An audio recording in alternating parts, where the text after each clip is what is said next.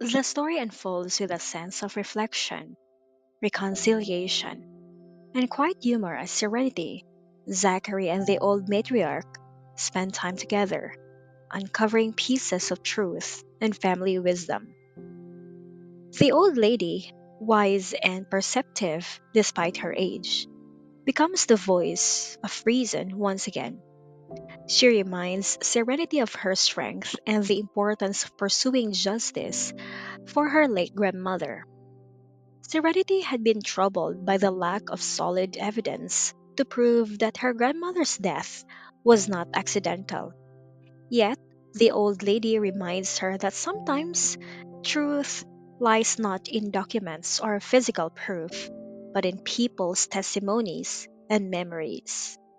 Mr. Jimenez, her grandmother's former assistant, may be old and frail, but his words carry weight.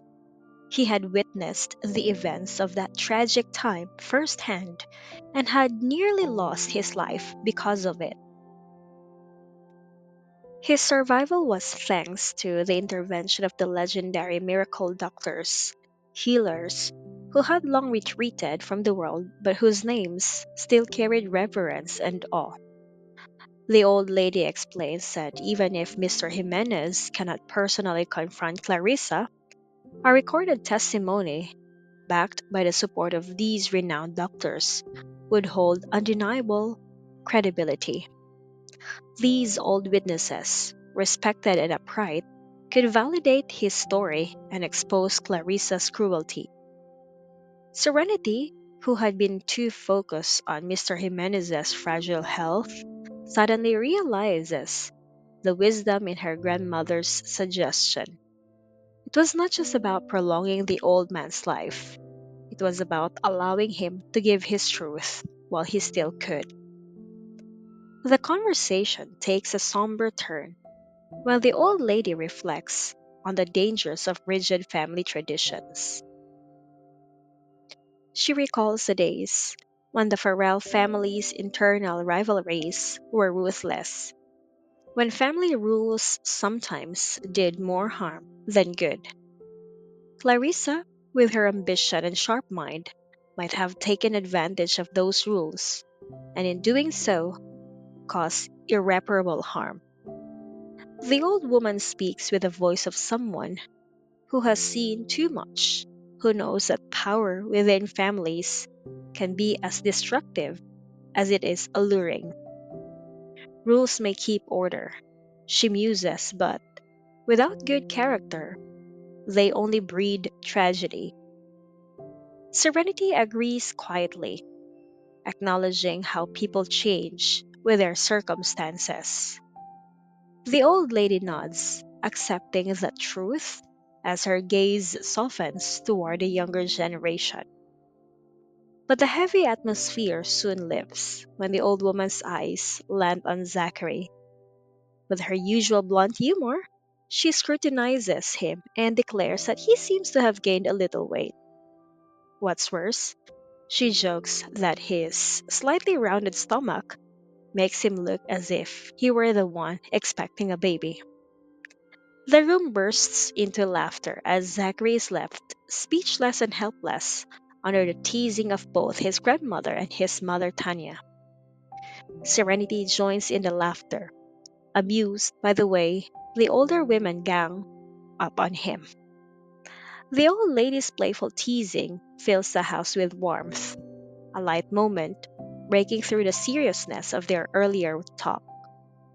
Soon after, the family prepares to head back to the city. Serenity mentions their plans for the day to pick up little Sony and have dinner at her aunt's house. The old lady, however, announces that she will soon visit Wilspoon as well, intending to stay with them for a few days. Her spirit remains youthful and lively, eager to be involved in the family's affairs. She even mentions preparing a gift for her beloved great granddaughter Ava, a sparkling diamond bead, which she intends to include in her dowry. Though she has no biological great granddaughter yet, she has already adopted Ava in her heart. her affection overflowing in her words. The conversation shifts toward the topic of family and the future. The old lady expresses her hope that Serenity and Zachary will soon bless the family with children of their own. A fortune teller had once predicted that the couple was destined for lifelong harmony and would have both a son and a daughter.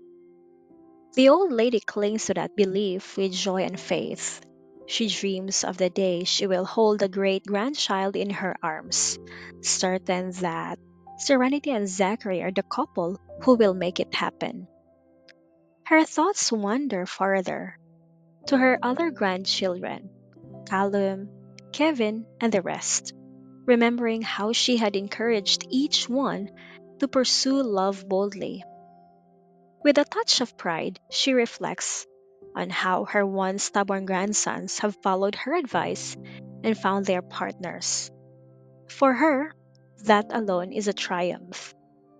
But when she sees Zachary's serious face as she teases about children, she knows when to stop. Despite his deep respect for her, there are limits even to his patience. The old lady chuckles to herself, knowing that behind her grandson's stern demeanor lies a woman who loves deeply and protects fiercely.